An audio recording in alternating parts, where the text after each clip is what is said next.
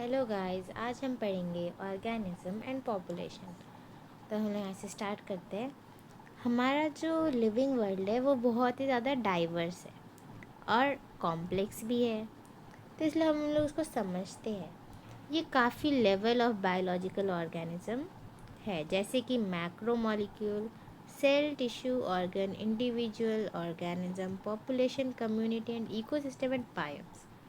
देखिए, अब मैं आपको एक लेयर बना के देती हूँ। ठीक है, यहाँ पे आपके लेवल्स है सारे। देखिए, सबसे छोटा होता है आपका मैक्रोमोलिक्यूल्स। ओके, फिर मैक्रोमोलिक्यूल से क्या बनता है आपका सेल्स। सेल्स से आपका क्या बनता है टिश्यू, राइट। फिर टिश्यू से आपका क्या बनता है ऑर्गन। ऑर्गन से क्या बनता है ऑर्गन सिस्टम, है ना। फिर आप लोगों को लिखना है, आपको काम आएगा। ऑर्गन सिस्टम से क्या बनेगा आपका ऑर्गेनिज्म। ओके, ऑर्गेनिज्म से क्या बनेगा पॉपुलेशन। पॉपुलेशन बताइए, पॉपुलेशन किसको बोलते हैं हम लोग क्या पॉपुलेशन में सबको काउंट करते हैं? जैसे कि हमारी जो पॉपुलेशन है, क्या हम लोग उस पर गाय भैंस को भी काउंट करते हैं? नहीं, हम लोग एक पॉपुलेशन सिंगल स्पीशीज़ की पॉपुलेशन को काउंट करते हैं। तो पॉपुलेशन किसकी होती है सिंगल सिंगल स्पीशी। ओके, फिर पॉपुलेशन से क्या बनता है कम्युनिटी, जहाँ पे अलग अलग पॉपुलेशन रहता है। आपको कोई भी जगह नहीं मिलेगा ना जहाँ पे सिर्फ एक ही टाइप के लोग रहते हैं। वहाँ पे अलग अलग कम्युनिटी, अलग अलग पॉपुलेशंस रहती है, जिससे कि कम्युनिटी बनता है। कम्युनिटी से क्या बनता है इकोसिस्टम। इकोसिस्टम में क्या होता है इकोसिस्टम में होता है हमारा बायोटिक एंड एबायोटिक। ओके, अब इकोसिस्टम से आपका क्या बनता है बायोम, और फिर आपका फाइनली बायोम से क्या बनता है बायोस्फीयर। ओके, इसको लिख लीजिए आप लोग। मैक्रोमोलिक्यूल से सेल बनता है, सेल से टिश्यू, टिश्यू से ऑर्गन, ऑर्गन से ऑर्गन सिस्टम, फिर ऑर्गेनिज्म, फिर पॉपुलेशन जो कि सिंगल स्पीशी होता है, इधर सिंगल, फिर कम्युनिटी, फिर इकोसिस्टम जिससे बायोटिक और एबायोटिक दोनों होते हैं, फिर उससे बायोम बनता है, फिर उससे बायोस्फीयर बनता है। अब यहाँ पे हम लोग आ जाते हैं हाउ। यहाँ से हाउ डज द बर्ड सिंग और why does the bird Singh.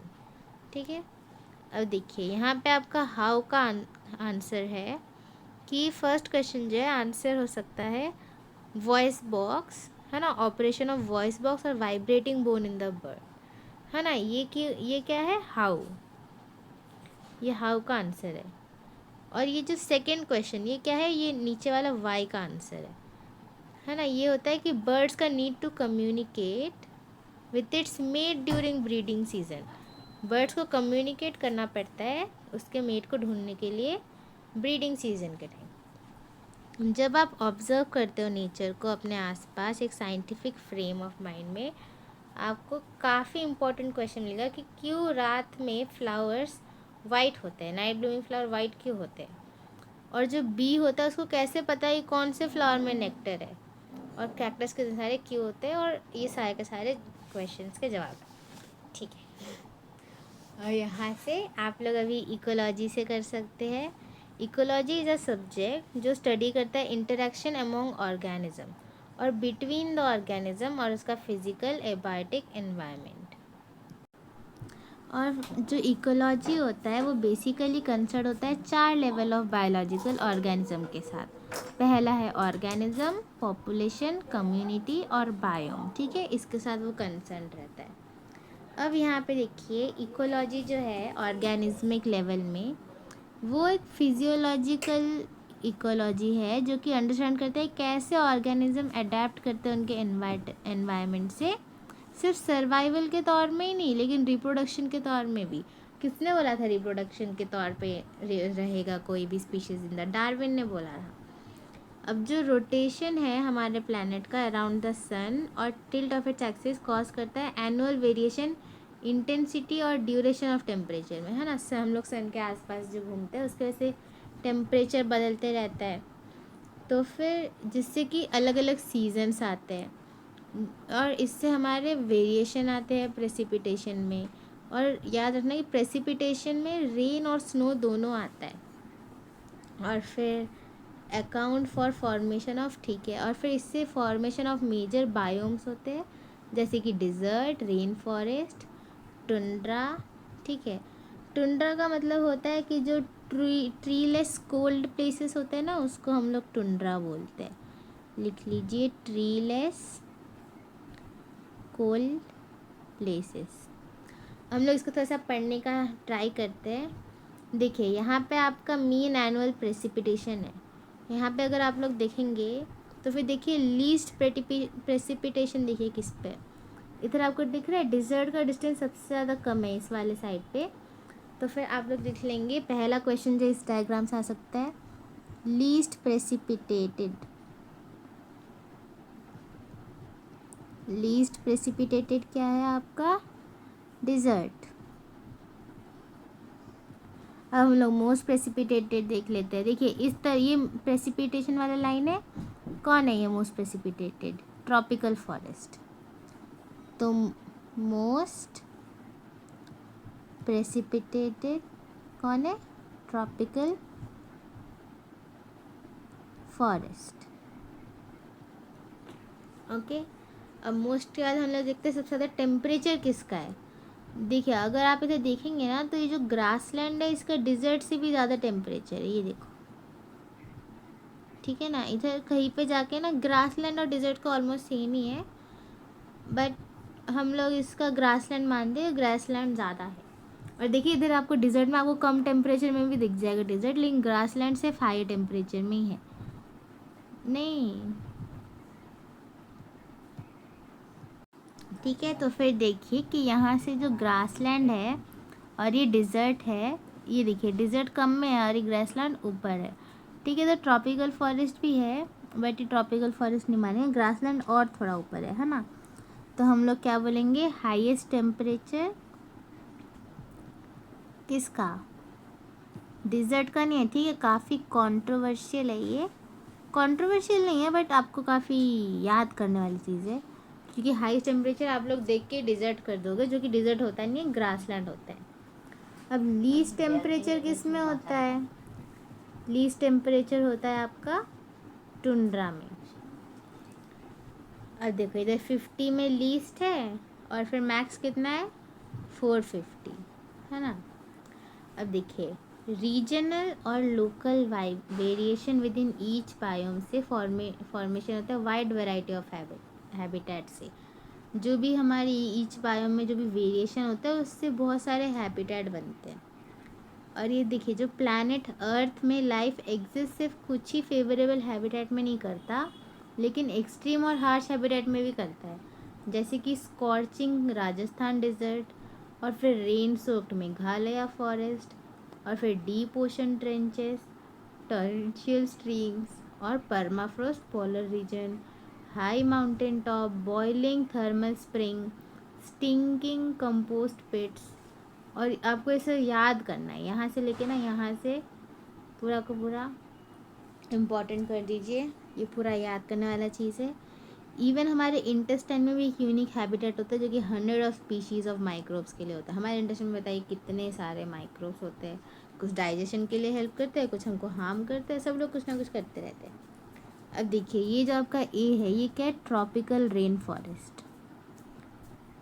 Okay, forest तो दिख ही रहा है इसलिए मैं एफ लिख देती हूँ। और फिर ट्रॉपिकल रेन फॉरेस्ट कहाँ का था, मेघालय, अभी पढ़ा हमने, है ना। फिर ये है आपका बी, ये इसको बोलेंगे हम लोग डेसिडुअस फॉरेस्ट।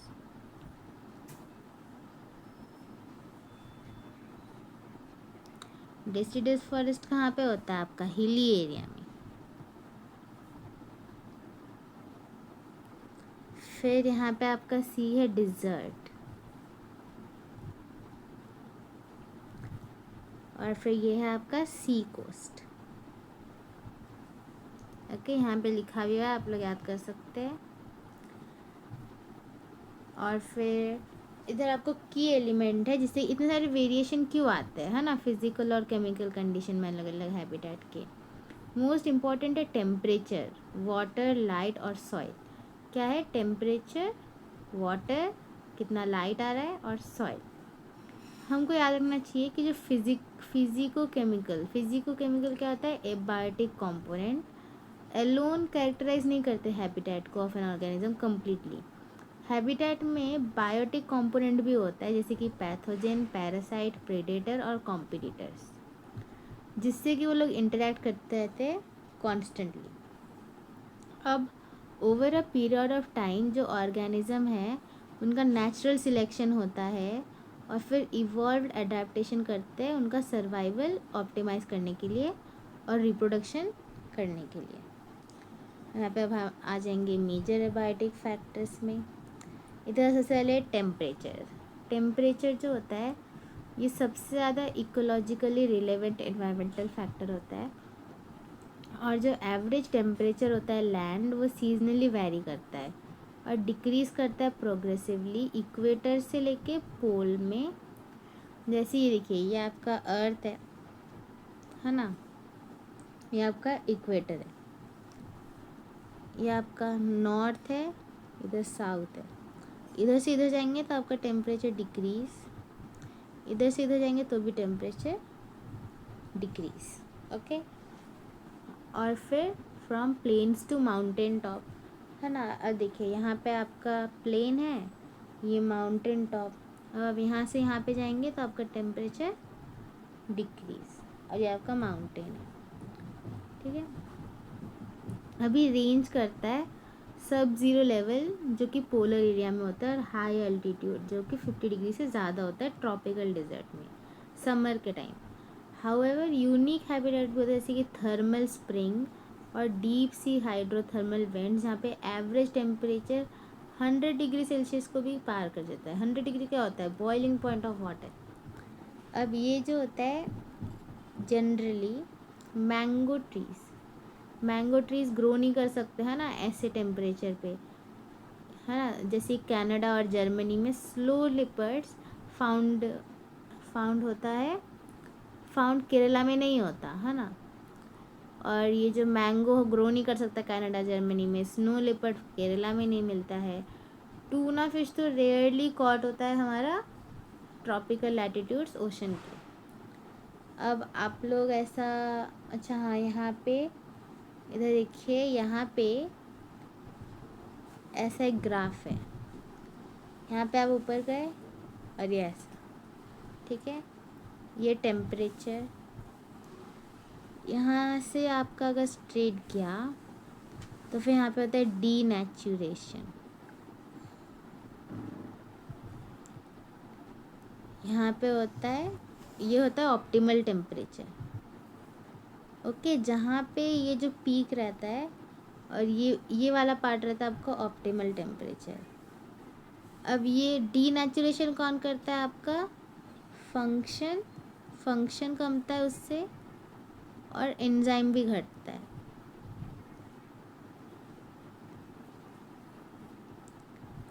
ठीक है।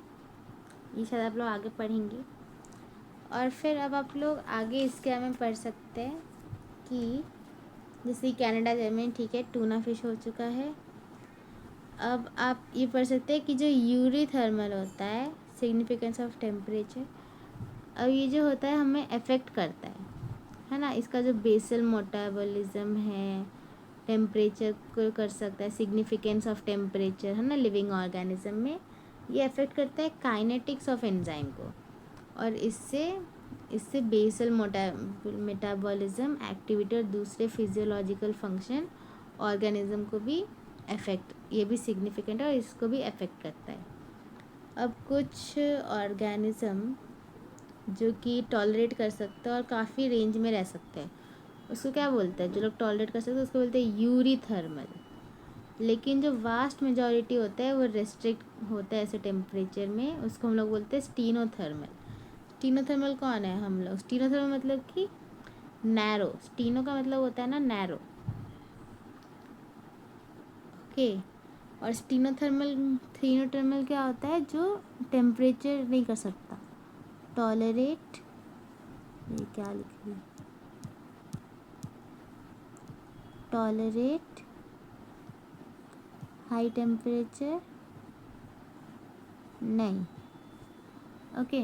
Eurythermal tolerate high temperature, yes, है ना। यूरी का मतलब होता है, इधर आप लोग यूरी थर्मल का मैं मतलब बता देती हूँ। यूरी थर्मल, यूरी का मतलब होता है ट्रू, और ये जो होता है ना, ये वाइड रेंज कर सकते हैं, ये मैंने मतलब कि कर सकते, टॉलरेट हाई टेम्परेचर, और बहुत सारे वाइड रेंज का, बहुत ठंडी में भी रह लेंगे, बहुत गर्मी में भी रह लेंगे, है ना, वाइड रेंज का टेम्परेचर। अब जो लेवल होता है ऑफ थर्मल टॉलरेंस अलग अलग स्पीशीज़ का लार्ज एक्सटेंट में डिटरमाइन होता है उसका जियोग्राफिकल डिस्ट्रीब्यूशन के थ्रू। और यहाँ पे हम लोग आते हैं, यहाँ पे है स्टीनोथर्मल, यूरीथर्मल, स्टीनोथर्मल बताना है। स्टीनोथर्मल बताइए कौन होगा आपका, स्टीनोथर्मल तो आपका ह्यूमन होगा, ह्यूमन स्टीनोथर्मल है। अब इधर ग्रेजुअली इंक्रीजिंग ग्लोबल टेम्परेचर हो रहा है, ठीक है। अब यहाँ पे वाटर जो होता है, टेम्परेचर के बाद वाटर ही सबसे ज़्यादा इम्पॉर्टेंट है, मोस्ट इम्पॉर्टेंट फैक्टर जो कि इन्फ्लुएंस करता है लाइफ ऑफ ऑर्गेनिज्म को। इनफैक्ट जो लाइफ ऑन अर्थ है वो भी ओरिजिनेट हुआ है वाटर में, और ये अनसस्टेनेबल है विदाउट वाटर। हमने पढ़ा था ना कि लाइफ सबसे पहले कहाँ पे आई थी, वाटर में, एवोल्यूशन चैप्टर में पढ़ा था। इसका जो अवेबिलिटी है वो इतना लिमिटेड है डिज़र्ट्स में, is so limited in desert that only special adaptation make it possible to live there. इसका अवेबिलिटी बहुत ही कम है डिज़र्ट में, ताकि वहाँ पे से स्पेशल लोग रह सकते हैं जो लोग कम पानी में रह सकते हैं। जो प्रोडक्टिविटी और डिस्ट्रीब्यूशन है प्लांट्स का वो भी काफ़ी डिपेंडेंट है वाटर के ऊपर। अब आप सोचते होंगे कि जो ऑर्गेनिज्म है जो ओशन में रहते हैं, लेक में रहते हैं, रिवर में रहते हैं, उनको कोई प्रॉब्लम नहीं होनी चाहिए वाटर रिलेटेड, लेकिन ये भी सही नहीं है। एक्वाटिक ऑर्गेनिज्म के लिए जो क्वालिटी होता है, मतलब कि केमिकल कंपोजिशन और पीएच वाटर, ये हो जाता है इम्पॉर्टेंट। जो सॉल्ट कंसेंट्रेशन होता है, जो कि सैलिनिटी क्या होता है, सैलिनिटी इन पर थाउजेंड, ये आपको आ सकता है एग्ज़ाम में। तो फिर ये कम रहता है, ये 5 से भी कम रहता है पानी में, और 30 से 35 रहता है सी में, और 100 से भी ज़्यादा रहता है हाइपर सलाइन में। ठीक है, ये आपको याद करना है। 5 इनलैंड में रहता है, 30 से 35 सी में, और ज़्यादा से 100 से ज़्यादा हाइपर सलाइन में। ठीक है, हाइपर सलाइन लगून्स में। ठीक है। अब कुछ ऑर्गेनिज्म होते हैं वो काफ़ी बड़े रेंज ऑफ सैलिनिटी से रहते हैं, जिसको हम लोग बोलते हैं यूरी हेलाइन, है ना। जैसे कि हमने पढ़ा था यूरी थर्मल, वैसे यूरी हेलाइन। लेकिन कुछ रेस्ट्रिक्ट होते हैं नैरो रेंज में, जिसको हम लोग बोलते हैं स्टीनो हेलाइन। हमने पढ़ा था स्टीनोथर्मल, वैसे ही स्टीनो हेलाइन। और काफ़ी फ्रेश वाटर एनिमल सी वाटर में नहीं रह सकते ज़्यादा देर के लिए, और वाइस वर्सा, मतलब कि सी वाटर वाले फ्रेश वाटर में नहीं रह सकते। क्यों? क्योंकि ऑस्मोटिक प्रॉब्लम की वजह से। ठीक है। अब देखो वाटर हमारे अंदर इतना इंपॉर्टेंट क्यों है, क्योंकि वाटर ना हमारे सेल में रहता है, और सेल में हमारा 70% वाटर रहता है। उसके अंदर क्या हुआ, हमारा बॉडी 70% वाटर से बना हुआ है। ठीक है। देखिए सैल्मन, यूरीथर्मल जो है ना आपका, यूरीथर्मल कहाँ, यूरी हेलाइन, हाँ यूरी हेलाइन का एग्जाम्पल है आपका सैल्मन। सैल्मन क्या है ना आपका, माइग्रेटरी फिश है।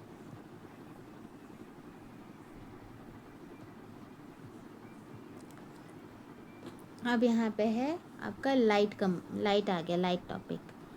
जो प्लांट होता है वो प्रोड्यूस करते हैं फूड थ्रू फोटोसिंथेसिस, एक प्रोसेस जो कि सिर्फ पॉसिबल है जब सनलाइट अवेलेबल होता है as a source of energy. हम इसलिए लाइट का इम्पोर्टेंस समझ सकते हैं लिविंग ऑर्गेनिज्म, पर्टिकुलरली ऑटोट्रॉफ, क्योंकि ऑटोट्रॉफ खुद का फूड बनाते हैं, वो भी किससे, सनलाइट से। काफ़ी स्पीशीज़ होते हैं स्मॉल प्लांट्स के, हर्ब्स और श्रब्स, जो कि फॉरेस्ट में ग्रो करता है, वो लोग अडेप्ट रहते हैं फोटोसिंथेसिस काफ़ी कम लाइट के अंदर। क्योंकि वो लोग हमेशा ओवर शेडो रहते हैं बड़े बड़े लंबे लंबे टॉल कैनोपी ट्री से, है ना। कैनोपी मतलब जो कोनिकल टाइप का।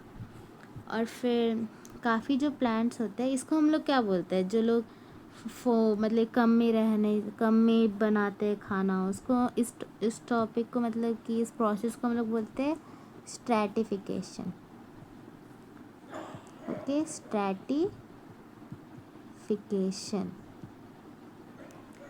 थोड़ा सा इम्पोर्टेंट टॉपिक है, आप लोग लिख लो। अगर आप लोग एक बार देख भी लोगे ना तो आपको थोड़ा सा एक्स्ट्रा नॉलेज मिल जाएगी। नहीं चाहिए तो कोई बात नहीं, बट फिर भी लिख के रखना अच्छी बात होती है। काफ़ी प्लांट जो होते हैं वो डिपेंडेंट होते हैं सनलाइट के लिए, उनका फोटो पीरियोडिक रिक्वायरमेंट फ्लावरिंग के लिए मीट करने के लिए। काफ़ी एनिमल्स भी रहते हैं जो लाइट होता है इम्पॉर्टेंट ड्यूरनल और सीजनल वेरिएशन, ठीक है, इन लाइट इंटेंसिटी। और ड्यूरेशन मतलब फोटो पीरियड, जो कि क्यों करता है टाइमिंग के लिए, उनका फोरेजिंग, रिप्रोडक्टिव और माइग्रेटरी एक्टिविटी के लिए। अब देखिए यहाँ पे डायूनल और सीजनल। अब जो डायूनल का मतलब होता है ना कि जो लोग एक्टिव रहते हैं डे के टाइम, ओके, एक्टिव डे में। पेज नंबर देखिए कितना अच्छा है। और फिर जो सीजनल वेरिएशन है लाइट में, सीजनल वेरिएशन मतलब वो लोग जो कभी कभी बस लाइट में आते हैं। और फोटो पीरियोडिज्म आपको बताती हूँ अभी थोड़ी देर में। और जो अवेबिलिटी है ऑफ लाइट ऑन लैंड, ये भी क्लोजली लिंक होता है टेम्परेचर से।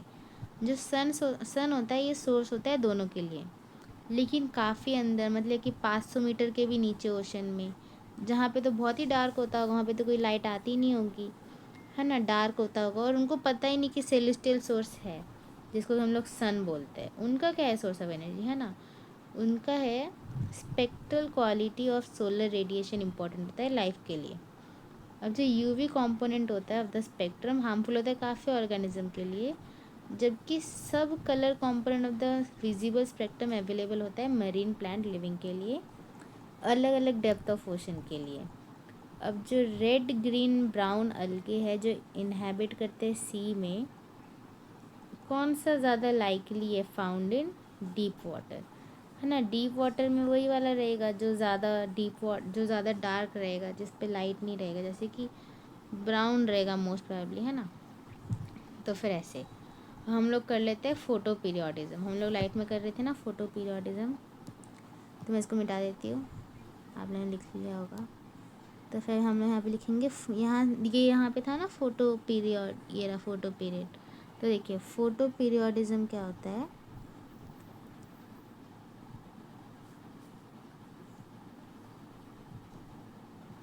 फोटो पीरियोडिज्म होगा optimal light required for flowering of plant, ठीक है।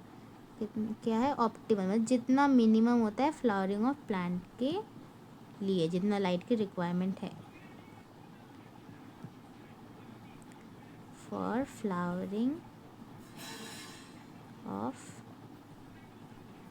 Plant, okay. तो यहाँ से आपको ये समझ में आ गया होगा। अब हम लोग आ जाते हैं सॉइल में। अच्छा हाँ, तो फिर ये इसका ना ब्राउन और रेड दोनों हो सकता है, ग्रीन नहीं हो सकता। लेकिन मेरे को याद आ रहा है कि ब्राउन जो होता है ना वो भी डीप में नहीं रहता है, मेरे को रेड ही याद आ रहा है, तो इसलिए ब्राउन में आप लोग अभी उतना श्योर नहीं हूँ मैं, लेकिन ब्राउन मोस्ट प्रोबेबली नहीं है, रेड ही है। क्योंकि मुझे रेड ही याद आ रहा है, मुझे ब्राउन याद नहीं आ रहा, बस ब्राउन मैंने लॉजिक लगा के दिया है, बट हमेशा लॉजिक ही सब कुछ नहीं होता है, हमको याद रखना पड़ता है। तो फिर ये है सॉइल। अब जो सॉइल है, जो नेचर और प्रॉपर्टी होता है सॉइल का वो वेरी करता है ना।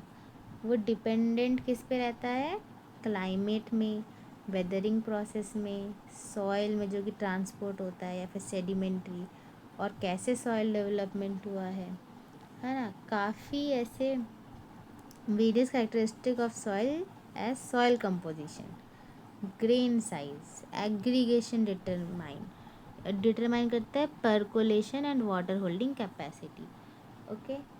इधर परकोलेशन है और water holding capacity of the soil.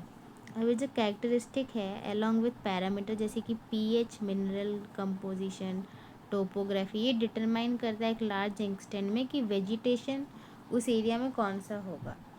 अब ये डिक्टेट करता है जो टाइप ऑफ एनिमल है जो कि इसको सपोर्ट कर सकता है। सिमिलरली एक्वाटिक एनवायरनमेंट में जो सेडिमेंट होता है वो कैरेक्टरिस्टिक ऑफन डिस्क्राइब करता है टाइप ऑफ बेंथिक एनिमल्स जो कि वहाँ पे रह सकते हैं। ओके, याद रखना बेंथिक एनिमल्स, ठीक है। तो फिर यहाँ से लेके इधर इन एक्वाटिक से लेके यहाँ तक एक नया टॉपिक है, ये इम्पोर्टेंट। अब ये है रिस्पॉन्सेस टू एबायोटिक फैक्टर, ये पढ़े या फिर रहने दे? ठीक है, तो फिर अभी हम लोग ये पढ़ते ही है ना। तो फिर अब देखिए रिस्पॉन्सेस टू एबायोटिक फैक्टर, हम लोग रियलाइज़ करते हैं कि जो एबायोटिक कंडीशन है काफ़ी हैबिटेट के, वो वेरी करता है ड्रास्टिकली टाइम में। अब हम पूछते हैं कि, है ना, अब ये छोड़ दीजिए, यहाँ से लेके इधर आ जाइए दैट ड्यूरिंग, हाँ, और जो during the course of millions of years of their existence काफ़ी स्पीशी इवॉल्व हुए होंगे रिलेटिवली कांस्टेंट इंटरनल मतलब with in the body environment में, जो कि परमिट करता है सारे के सारे बायोकेमिकल रिएक्शन, फिजियोलॉजिकल फंक्शन और प्रोसीड करता है मैक्सिमल एफिशिएंसी के साथ। इससे इनका ओवरऑल फिटनेस बढ़ता है स्पीशीज़ का। और ये जो कॉन्स्टेंसी एग्जाम्पल, इससे जो है टर्म्स ऑफ ऑप्टिमल टेम्परेचर और osmotic concentration of body fluid, है ना। और फिर जो ऑर्गेनिज्म है वो लोग मेंटेन करते हैं इसको कंसिस्टेंसी उसके इंटरनल एनवायरनमेंट के लिए, इसको हम लोग क्या बोलते हैं, हीमोस्टैसिस। अब यहाँ पे जो आपका हीमोस्टैसिस है, अब despite varying external environmental condition that take to upset it homeostasis, जैसे कि एक इंसान है, अच्छा इधर लिखा हुआ है, जैसे कि एक पर्सन है जो कि परफॉर्म कर सकता है उसका बेस्ट टेम्परेचर 25 डिग्री में और उतना ही मेंटेन करना चाहता है, लेकिन जब वो बहुत ही गर्म या फिर बहुत ही ठंड में है बाहर, है ना, तो फिर ये कब अचीव हो सकता है, जब वो घर पे है या फिर कार में है ट्रैवलिंग के टाइम में, फिर उसके वर्क प्लेस में एक एयर कंडीशनर का यूज़ करते हुए समर के टाइम और हीटर का यूज़ करते हुए विंटर के टाइम। इससे उसका जो परफॉर्मेंस रहेगा वो हमेशा मैक्सिमम रहेगा regardless of weather around him, क्योंकि वो इन सब चीज़ों का हेल्प ले रहा है।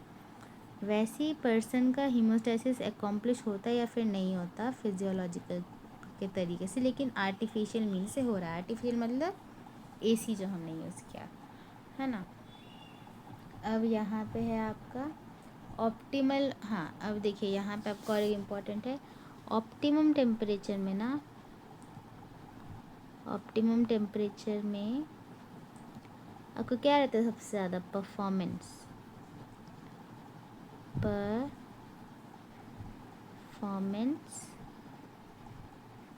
मैक्स रहता है। ओके, और देखिए इधर एक कन्फॉर्मर, कन्फॉर्मर जो होता है ना, ये लोग अपने बॉडी को इंटरनल ऑन, है ना, can not keep in body internal environment constant, है ना। तो फिर ये जो कोल्ड ब्लडेड बोलते हैं इसको, या फिर पोइकिलोथर्मिक या फिर एक्टोथर्म भी बोलते हैं इनको, ठीक है। यहाँ पे लिख लेते हैं हम लोग, कन्फॉर्मर होता है can not keep body internal environment constant,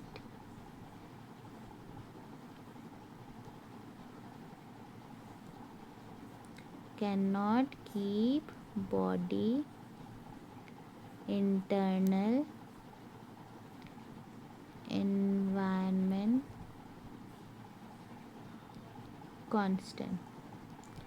okay, अब इनको हम, अब ये इसको क्या बोलेंगे हम लोग, कोल्ड ब्लडेड, पोइकिलोथर्म्स, है ना। कोल्ड ब्लडेड होके, कोल्ड ब्लडेड सुन के आता इमोशनल मत हो जाना, होते रहता है ये सब, ठीक है। और क्या बोलेंगे हम लोग इसको, एक्टोथर्म।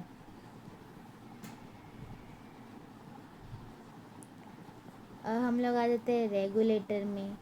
रेगुलेटर क्या होता है ना, इनका इंटरनल बॉडी टेम्परेचर कांस्टेंट रहता है, ये लोग रेगुलेट कर लेते हैं। ओके, बॉडी टेम्परेचर कांस्टेंट, इनको हम लोग बोलेंगे वार्म ब्लडेड। ठीक है, वार्म ब्लडेड होना काफ़ी अच्छी चीज़ है, वार्म ब्लडेड। और फिर इसको हम लोग एंडोथर्म बोलते हैं, वार्म ब्लडेड को।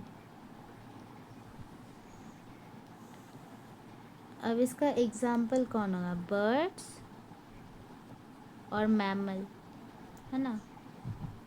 कोल्ड ब्लडेड में एग्जाम्पल बोलिए, सबको पता होगा, सबसे फेमस एग्जाम्पल फ्रॉक्स। और मैंने आपको ये वाला डायग्राम मतलब एक्सप्लेन कर दिया है कि इसका मतलब क्या है, बस। ठीक है, अब आप लोग आ जाएंगे रेगुलेट वाले टॉपिक में। देखिए इसके नीचे से ये पूरा का पूरा टॉपिक काफ़ी इम्पोर्टेंट है, यहाँ से लेके यहाँ तक पूरा इम्पोर्टेंट कर दीजिए। ठीक है, अगले टॉपिक से लेके पूरा इम्पोर्टेंट है। अब रेगुलेट, कुछ जो ऑर्गेनिज्म है वो मेंटेन कर सकते हैं होम्योस्टैसिस बाय फिजियोलॉजिकल और कभी कभी बिहेवियरल, जैसे मतलब बिहेवियरल मीन से भी, जिससे कि उनका कांस्टेंट बॉडी टेम्परेचर रहे, है ना। रेगुलेटर से भी हमने पढ़ा, कांस्टेंट ऑस्मोटिक कॉन्सेंट्रेशन रहे और etcetera. All birds and mammals, ये देखिए अभी हमने पढ़ा all birds and mammals. Very few lower vertebrates और इनवर्टिब्रेट स्पीशीज़ इस चीज़ के लिए कैपेबल है। कौन कौन, birds and mammal, lower vertebrates, ये फ्यू वगैरह की ज़रूरत नहीं है, बट लोअर वर्टिब्रेट्स और इनवर्टिब्रेट स्पीशीज़ इसका कैपेबल है। ठीक है, लेकिन लोअर वाले, लोअर वर्टिब्रेट और इनवर्टिब्रेट जो कि सारे ही है। ऐसे रेगुलेशन जिसको हम लोग थर्मल रेगुलेशन बोलते हैं और ऑस्मो रेगुलेशन बोलते हैं। थर्मल क्या होता है, टेम्परेचर। ऑस्मो रेगुलेशन क्या होता है, ऑस्मोटिक कॉन्सेंट्रेशन। अब जो एवोल्यूशनरी बायोलॉजिस्ट होता है बिलीव करता है कि जो सक्सेस ऑफ मैमल होता है ये लार्जली होता है उनका एबिलिटी मेंटेन करने के लिए कांस्टेंट बॉडी टेम्परेचर के लिए। और भले ही वो लोग एंटार्क्टिका में रह रहे हैं या फिर सहारा डिजर्ट में रहते हैं, वो लोग अपने टेम्परेचर को मेंटेन कर लेते हैं। अब जो मैकेनिज़्म जो रहता है जो हम ह्यूमन यूज़ करते हैं ना, वैसे ही सारे प्लांट्स वगैरह में होता है। हम एक कांस्टेंट बॉडी टेम्परेचर कितना रहता है, 37 डिग्री। ओके, ह्यूमन का body temperature is not the room temperature 28 degree Celsius, it is 37 degree Celsius. Okay, याद रखना इसको, 37 डिग्री सेल्सियस होता है ह्यूमन का बॉडी टेम्परेचर। समर में जब हम बाहर होते हैं टेम्परेचर हमारे बॉडी से ज़्यादा होता है, हम स्वेट करते हैं प्रोफ्यूजली, मतलब बहुत ही ज़्यादा करते हैं। ओके, और फिर इससे रिजल्टिंग जो एवापोरेटिव होता है वो एवापोरेटिव कूलिंग होता है। फिर जो स्वेट होता है वो एवापोरेट होता है, जिससे कि हमें हमारा बॉडी कूल होता है। और ऐसा ही होता है डिज़र्ट कूलर में, जो कि बॉडी टेम्परेचर को नीचे लाता है। अब विंटर में टेम्परेचर काफ़ी कम रहता है 37 डिग्री से, तो हम काँपने लगते हैं। काँपने से क्या होता है, हीट आती है ना, जो कि काइंड ऑफ एक्सरसाइज है, जिससे कि हीट बनता है और हमारा जो बॉडी टेम्परेचर है वो ऊपर आता है। प्लांट्स के बाद ऐसा तो होता नहीं है कोई भी, है ना। ऐसा कोई होता है वो लोग काँप सकते हैं, स्वेट कर सकते हैं, नहीं। तो हम लोग आ जाएंगे, तो यहाँ पे आप लोग लिख सकते हैं, यहाँ पे कुछ ही, यहाँ पे बस 3 ही इम्पोर्टेंट चीज़ है। वो है ह्यूमन का 37 डिग्री सेल्सियस, ओके, टेम्परेचर किसका, ह्यूमन का। और फिर यहाँ पे हम लोग क्या करते हैं, समर में क्या करते हैं हम लोग, समर में स्वेट क्यों करते हैं, स्वेट का रीज़न क्या है, ये जो हमारा स्वेट है वो फिर एवापोरेशन करता है, जिससे कि हमको कूलिंग होता है। विंटर में हम लोग क्या करते हैं, विंटर में हम लोग स्वेट नहीं करते हैं, विंटर में हम लोग शिवर करते हैं, राइट। अब देखिए हम लोग आ जाते हैं कन्फर्म में। कन्फर्म एक ओवरवेलमिंग मेजॉरिटी 99% ऑफ एनिमल जो है और नियरली सारे के सारे प्लांट अपना मेंटेन नहीं कर सकते कांस्टेंट इंटरनल एनवायरनमेंट। ठीक है, मोस्टली नहीं कर सकते इंटरनल, अभी हम लोगों ने पढ़ा था, है ना। जो लोग नहीं कर सकते उनका जो बॉडी टेम्परेचर होता है वो चेंज होता है एम्बिएंट टेम्परेचर के साथ, है ना। मतलब जैसा टेम्परेचर वैसे उनका टेम्परेचर, वैसे उनका टेम्परेचर। अब एक्वाटिक एनिमल में जो ऑस्मोटिक कॉन्सेंट्रेशन होता है बॉडी फ्लूइड का वो चेंज होता है एम्बिएंट वाटर ऑस्मोटिक कॉन्सेंट्रेशन के साथ। ये जो एनिमल और प्लांट होता है ये सिंपली बस कन्फॉर्मर्स ही है, जो लोग की जैसा एनवायरनमेंट है वैसा ही खुद को बना लेते हैं। अब इसका जो बेनिफिट है कॉन्स्टेंट इंटरनल एनवायरनमेंट का ऑर्गेनिज्म का, कि इन्होंने ये सब एवॉल्व क्यों नहीं किया, है ना। अब देखो ये है कि कितने पीपल सच में एक एयर कंडीशनर कर सकते हैं, राइट। तो वैसे ही काफ़ी लोग उसको स्वेट कर देते हैं और फिर खुद को रिज़ाइन कर देते हैं सब ऑप्टिमल परफॉर्मेंस के लिए हॉट समर मंथ में। थर्मो रेगुलेशन जो है वो एनर्जेटिकली एक्सपेंसिव है काफ़ी ऑर्गेनिज्म के लिए। थर्मो रेगुलेशन के लिए क्या चाहिए आपको, एटीपी। ओके, ये देखिए इधर जो आपका एग्जांपल है, क्यों नहीं इवॉल्व किया ये, ठीक है। इसका आंसर क्या है, एक्सपेंसिव। एक्सपेंसिव क्या है, थर्मो रेगुलेशन।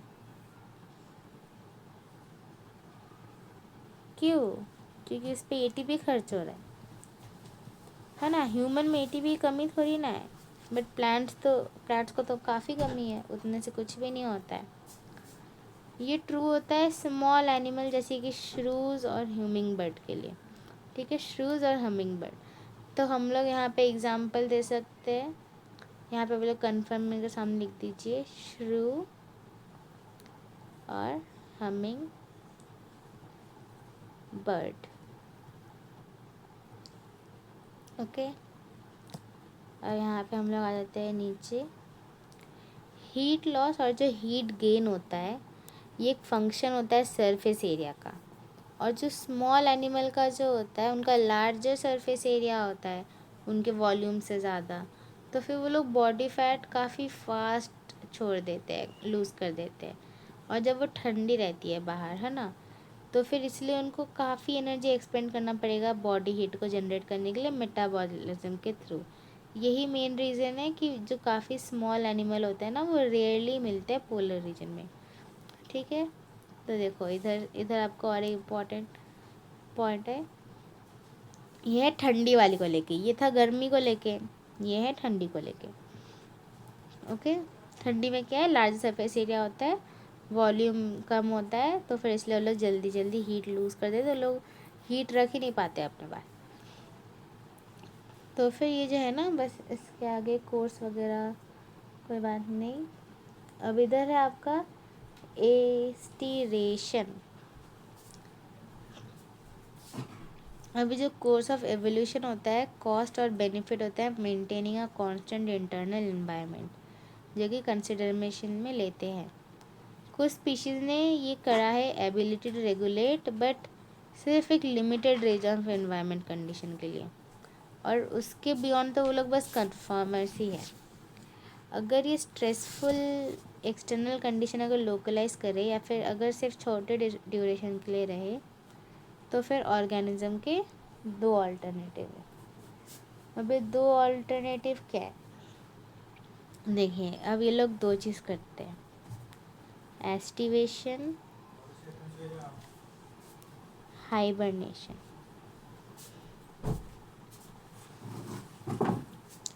हाइबरनेशन होता है विंटर स्लीप, एस्टिवेशन होता है समर स्लीप। अब इधर है माइग्रेट।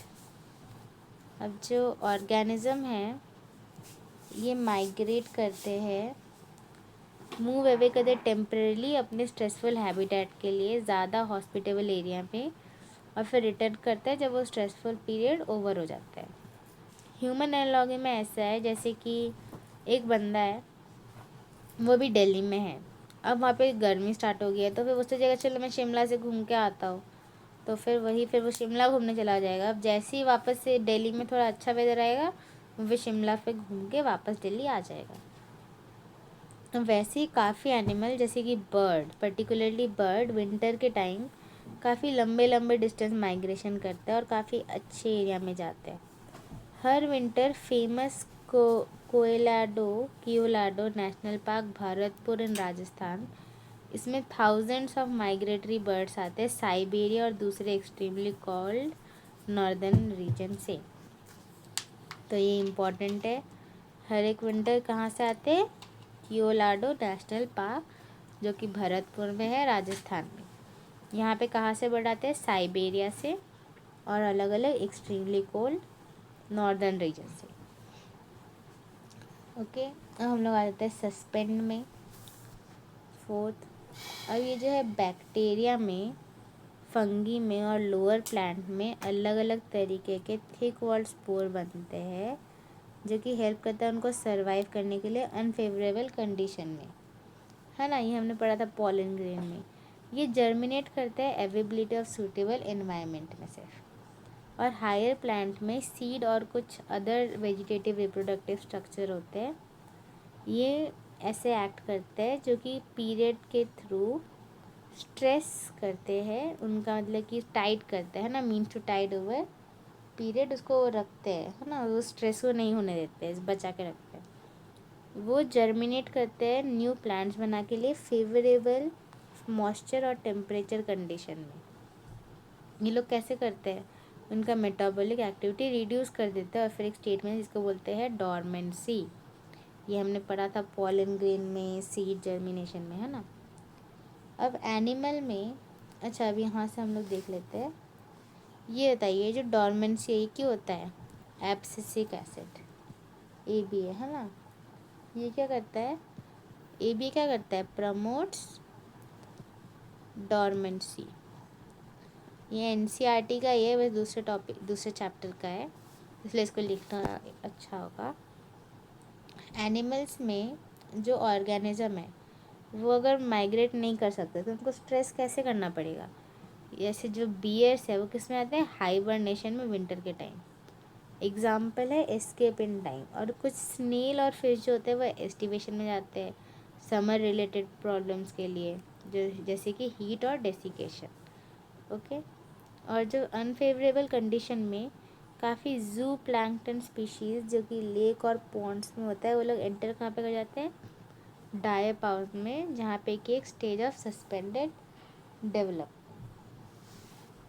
ओके, अब देखिए इधर डेसिकेशन। डेसिकेशन का मतलब क्या होता है? इधर लिख दीजिए सूखना। ओके, अब आप लोग यहाँ पे लिख लेंगे ये जो इधर से जो इस पैराग्राफ से क्या क्या इम्पोर्टेंट आया है। इससे आया है कि जो बियर होता है वो जाता है हाइबरनेशन। बियर जाता है हाइबरनेशन। हाइबरनेशन हमने क्या पढ़ा था? हाइबरनेशन विंटर स्लीप, है ना। और फिर आपका है फिश और स्नेल। अब समर के टाइम इनको वाटर में रहना पसंद रहता है ना। आपने स्नेल्स को देखा ही होगा, फिश को भी देखा होगा, कितने स्लिपरी होते हैं, तो इनको वाटर में रहना पसंद होता है। सूखेंगे तो ये लोग चल ही नहीं पाएंगे, है ना, सूखे जगह पे। तो ये जाएगा एस्टिवेशन, फिश स्नेल एस्टिवेशन। और जो ये है आपका जू प्लैंकटन,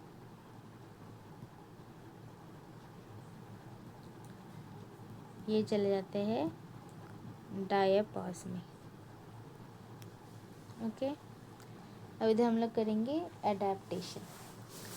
अब जो एडेप्टेशन में है हम लोग कंसिडर करते हैं, ठीक है, काफ़ी ऑल्टरनेटिव है जो कि ऑर्गेनिज्म के लिए, जो कि एक्सट्रीम इन्वायरमेंट को रहने के लिए करते हैं। अभी हम लोगों ने कुछ देखा है ना, जो कि कुछ बिहेवियर करते हैं, है ना, कुछ फिजियोलॉजिकल एडजस्टमेंट करते हैं, कुछ लोग बिहेवियरली करते हैं, जैसे कि माइग्रेटिंग करते हैं अलग अलग जगह पे। ये उनका एडेप्टेशन है। तो हम बोल सकते हैं कि जो एडेप्टेशन है ये एक एट्रीब्यूट है ऑर्गेनिज्म का, मॉर्फोलॉजिकल और फिजियोलॉजिकल बिहेवियरल, जो कि मतलब मॉर्फोलॉजिकल, फिजियोलॉजिकल और बिहेवियरल, ये उसका एट्रीब्यूट है जो कि एनेबल करता है एक ऑर्गेनिज्म को सर्वाइव करने के लिए और रिप्रोड्यूस करने के लिए उसके हैबिटेट में। काफ़ी एडेप्टेशन इवॉल्व हुए एक लॉन्गर एवोल्यूशनरी टाइम के लिए, जो कि जेनेटिकली फिक्स हो सकते हैं। अब इन द एब्सेंस ऑफ, यहाँ पे in the absence of an external source of water, जो कैंगारू राट है नॉर्थ अमेरिका डेजर्ट में, वो सारे के सारे वाटर रिक्वायरमेंट को फुलफ़िल करता है। कैसे? इंटरनल फैट ऑक्सीडेशन के थ्रू, जिसपे कि जो वाटर है ये बाय प्रोडक्ट है। ये क्या बन गया? एरो कैसे बन गया? ये एक बाय प्रोडक्ट है और जो वाटर बाय प्रोडक्ट है। अब इसके पास ये भी एबिलिटी होती है कि वो जब ना यूरिन है ना काफ़ी कंसनट्रेट बना सकता है, ताकि कम से कम वाटर निकले। ठीक है, देखो हम लोग इतना पानी वेस्ट करते हैं और इन लोग की बॉडी ने इतना कुछ किया है। तो फिर ये है आपका फर्स्ट कैंगारू रैट, इसको आप लोग लिख दीजिए एग्जाम्पल की तरह। इधर है आपका फर्स्ट। ठीक है, और यहाँ से हो गया मैनी डिज़र्ट प्लांट। आपका डिज़र्ट प्लांट क्या हो गया? सेकेंड। ओके, ये रहा आपका डेजर्ट प्लांट जो कि सेकेंड है। इसका थिक क्यूटिकल होता है उनके लीफ सरफेसेस में, है ना। और उनके स्टोमेटा में भी, वो स्टोमेटा जो होते हैं ना वो काफ़ी अंदर घुसे हुए रहते हैं, डीप पीट्स में घुसे हुए रहते हैं, ताकि वाटर लॉस कम हो, मिनिमाइज मतलब कि कम से कम वाटर लॉस हो ट्रांसपिरेशन के थ्रू। अब जो ट्रांसपिरेशन होता है, अच्छा हाँ, इधर जो कैंगारू होता है, कैंगारू का मुझे एक बात याद आया कि जो कैंगारू का होता है लॉन्गेस्ट लूप ऑफ हेनले, है ना, तभी तो इतना कॉन्सेंट्रेटेड बनता है। सबसे लंबा होता है लूप ऑफ हेनले, इसलिए उनका इतना कंसनट्रेटेड बनता है। तो फिर उससे क्या होता है? Concentrated urine. कंसनट्रेटेड यूरिन से क्या हुआ? Water save.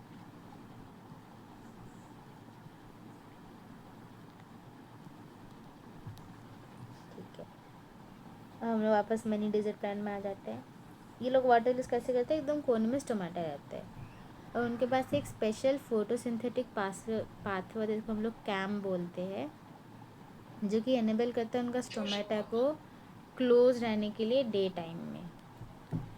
अब जो कुछ डिज़र्ट प्लांट होते हैं जैसे कि अपनशिया, इनके कोई लीव्स ही नहीं होते।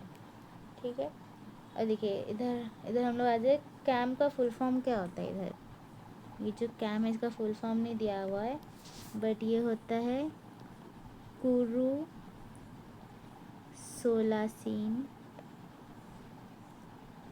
एसिड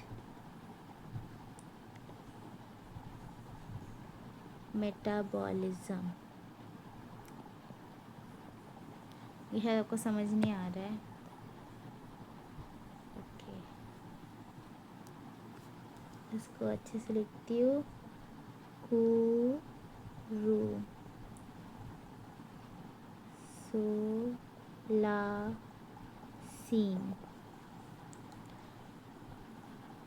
ओके, ये इजी होता है कैम का फुल फॉर्म। और जो स्टोमेटा होता है, ये देखिए, ये जो स्टोमेटा कैसे होते हैं, इनके स्टोमेटा जो होते हैं इनका एक अलग ही फंक्शन होता है। ठीक है, ये लोग क्लोज रहते हैं ड्यूरिंग डे में। ठीक है, डे में क्लोज, नाइट में खुले हुए रहते हैं ताकि उनका पानी बच जाए, है ना। ये देखिए अच्छे से लिखा हुआ है, जो कि रिमेन क्लोज रहता है ड्यूरिंग डे टाइम। और कुछ डेजर्ट है जैसे कि अपनशिया, उनके कोई लीव्स ही नहीं होते, है ना, और वो रिड्यूस कैसे कर जाते हैं? स्पाइंस में। और जो फोटोसिंथेटिक फंक्शन है ना वो फ्लैटेंड स्टेम में ही होता है फिर। अब जो मैमल है, इधर जो फ्लैटेंड स्टेम होता है, अगर फ्लैटेंड स्टेम में अगर आपका फोटोसिंथेसिस हो रहा है तो बताइए फ्लैटेंड स्टेम कौन से कलर के हुए? ग्रीन, है ना। फोटोसिंथेसिस हो रहा है मतलब क्या हुआ उस पर? वो है आपका प्लाज्मिड। तो फिर इसलिए प्लाज्मिड नहीं है, नाम नहीं याद आ रहा मुझे, छोड़ो। Mammals, mammals from colder climate generally उनका रहता है छोटे कान रहते हैं और छोटे हाथ रहते हैं। क्यों? ताकि उनका हीट लॉस कम हो। हमने देखा था ना, जिनका ज़्यादा बड़ा सरफेस रहता है और कम वॉल्यूम रहता है उनका हीट लॉस जल्दी होता है। इसको क्या बोलते हैं? एलेंस रूल। ओके, ये इम्पॉर्टेंट है। अब जो पोलर सीज में, ये थर्ड थर्ड है, ठीक है। अब पोलर सीज में एक्वाटिक मैमल जैसे कि सील्स, इनके थिक लेयर ऑफ फैट रहता है जिसको हम लोग ब्लबर बोलते हैं। ये किसके नीचे रहता है? इनके स्किन के नीचे, जो कि एक्ट करता है एक इंसुलेटर की तरह, और ये रिड्यूस करता है लॉस ऑफ बॉडी हीट को। अब कुछ ऑर्गेनिज्म पोजेस करते हैं एडेप्टेशन, जो कि फिजियोलॉजिकल है, जो कि उनको अलाउ करता है रिस्पॉन्ड क्विकली एक स्ट्रेसफुल सिचुएशन में। कभी अगर आप ज़्यादा हाई ऑल्टीट्यूड में गए हो, जैसे कि मोर देन 3500 रोहतंग पास नियर मनाली और मंदसौर, और ये इन चाइना है, जो कि ऑक्यूपाइड तिब्बत। ओके, ये आ सकता है। आपने एक्सपीरियंस किया होगा कि ऑल्टीट्यूड सिकनेस होता है। अब इसका सिम्टम क्या होता है? Nausea, fatigue, heart palpitation. ये क्यों होता है? कि लो एटमॉस्फेरिक प्रेशर जो होता है हाई ऑल्टीट्यूड में रहता है, तो जो बॉडी को इनफ ऑक्सीजन नहीं मिलता है।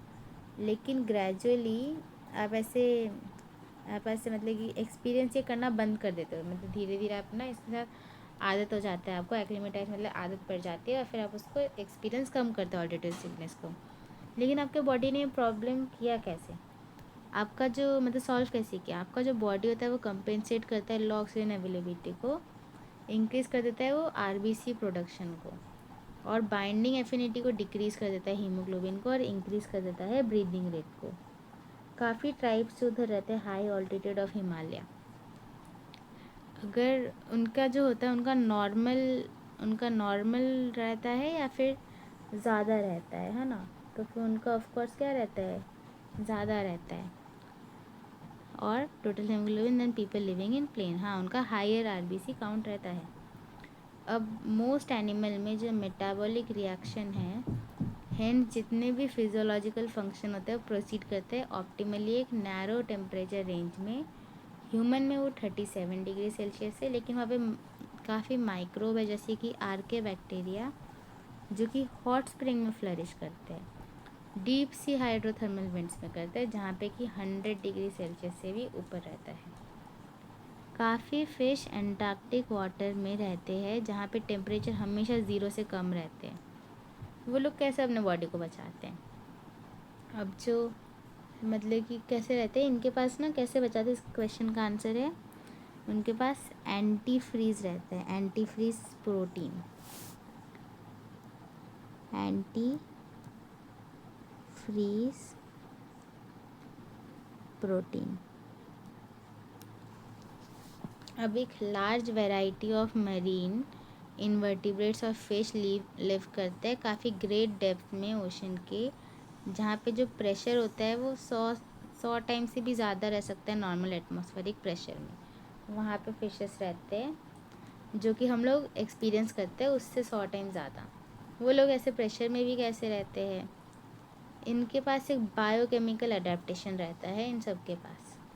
अब कुछ ऑर्गेनिज्म होते हैं ये बिहेवियरल रिस्पॉन्स करते हैं इन सब वेरिएशन के साथ कोप अप करने के लिए।